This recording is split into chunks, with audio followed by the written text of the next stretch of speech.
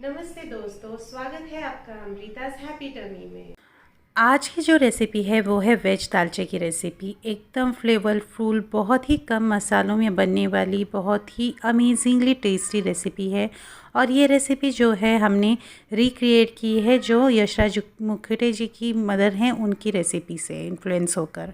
तो चलिए बढ़ते हैं आज की रेसिपी की ओर। तो आज की रेसिपी के लिए मैंने लिया है एक कुकर, जिसमें मैंने 2 बड़े चम्मच तेल डाल लिया। तेल को थोड़ा गर्म होने दिया मीडियम फ्लेम पे। उसमें 1 बड़ी चम्मच अदरक लहसुन का पेस्ट डाला है। अब इसको अच्छी तरह से भूनेंगे कि ये जो अदरक लहसुन है भून जाए। तो यहाँ पे सिर्फ आधा मिनट में इसको अच्छे से भूनूंगी।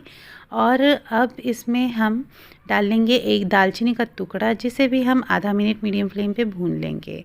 अब ये अच्छी तरह से भून चुके हैं दोनों भी। तो इसमें हम एक प्याज लंबा कटा हुआ डाल लेंगे।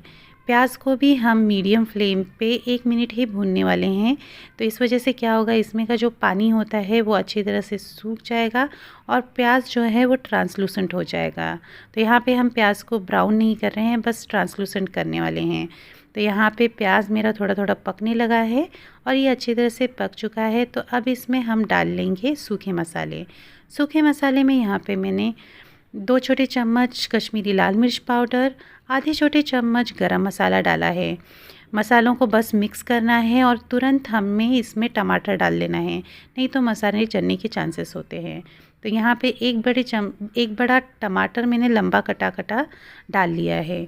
अब मीडियम फ्लेम पे हमें ये टमाटर को तब तक भूनना है जब तक इसका अंदर का जो पानी है वो पूरी तरह से निकल नहीं जाता और टमाटर अच्छी तरह से पक नहीं जाते।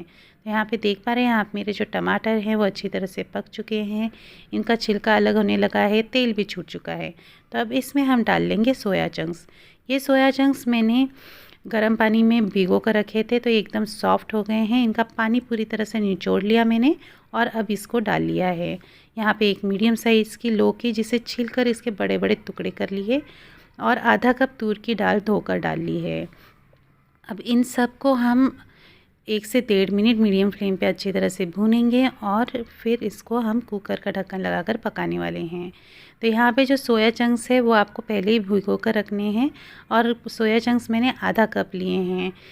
तो यहाँ पे अच्छी तरह से मैंने इसको अच्छी तरह भून लिया। ये जो मिश्रण भूनने के वजह से इसमें अच्छा पूरा जो फ्लेवर होता है मसालों का वो अच्छी तरह से उतर कर आ जाता है। ये अच्छी तरह से भूनने के बाद अब इसमें मैं पानी डालूँगी। तो यहाँ पे मैं 2 कप पानी डाल रही हूँ और अगर आप बहुत ही पतली ग्रेवी खाना पसंद करते हैं तो आप इसको 2.5 से 3 कप भी कर सकते हैं। स्वाद अनुसार नमक डाला, अच्छी तरह से इसको मिक्स करेंगे। तो चलिए, ये अच्छी तरह से मिक्स तो हो ही गया है। अब मिक्स होने के बाद हम लगा लेते हैं कुकर का ढक्कन लगाकर इस पे सीटी लगाकर हम कर लेंगे गैस का फ्लेम हाई फ्लेम पे हमें इसकी 3 सीटें लेनी हैं। तो मेरी जो पहली सीटी है वो यहाँ पर हो चुकी है। बस इसी तरह से मैंने बाकी की 2 सीटियाँ भी कर ली इसकी। तो ये परफेक्टली हो चुका है हमारा कुकर का काम।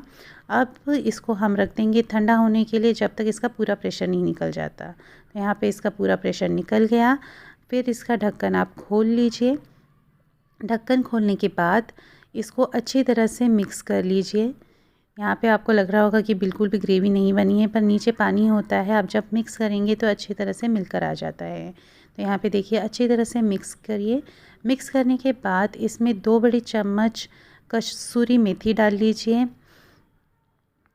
जैसे यहाँ पे मैंने डाल ली है। और अगर आपको थोड़ा तीखा खाना पसंद है तो 2 से 3 हरी मिर्चें इस तरह से तोड़कर डालिए। इनको अच्छी तरह से मिक्स कर लीजिए और अब इसमें हमें डाल लेना है घर का मसाला। अगर आपके घर में कोई मसाला घर का बनाकर खाया जाता है तो वो डालिए, या फिर आप कांदा लहसुन मसाला भी डाल सकते हैं, आधी बड़ी चम्मच। अब इनको अच्छी तरह से मिक्स कीजिए और मिक्स करने के बाद लो फ्लेम पे इसको उबाल आने दीजिए। तो इसको एक परफेक्ट सा कलर आ जाएगा। यहाँ पे देखिए इसको उबाल आ चुका है और कलर भी कितना सुंदर आ गया है। तो ये रेडी है खाने के लिए। आप इसको किसी के भी साथ खा सकते हैं, गर्मा गर्म परोसिएगा। बहुत ही टेस्टी लगती है ये रेसिपी, ज़रूर ट्राई करिएगा। बहुत इजी है, कम इंग्रेडिएंट्स में बनकर तैयार हो जाती है। और अगर पसंद आए तो वीडियो को लाइक और शेयर कीजिएगा, चैनल को सब्सक्राइब कीजिएगा और फेसबुक पे देख रहे हैं तो पेज को ज़रूर लाइक कीजिएगा। थैंक यू दोस्तों।